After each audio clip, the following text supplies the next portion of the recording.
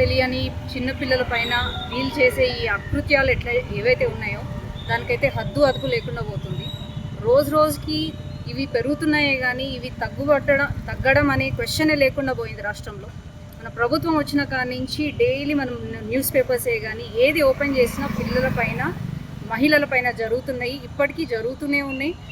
గత ప్రభుత్వం కంటే ఈ ప్రభుత్వం వచ్చినప్పుడు 12% increase in the crime rate అని NCR రిపోర్ట్ ఇచ్చినా కానీ వీళ్ళు ఇంకా నిమ్మకు నీరెత్తినట్టు కూర్చుంటున్నారు.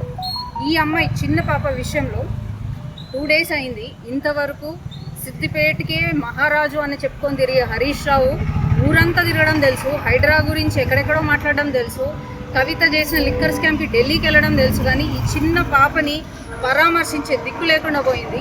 నువ్వు ప్రజల మనిషి అని నువ్వు చెప్పుకోవడం కాదు, ప్రజలు చెప్పాలి.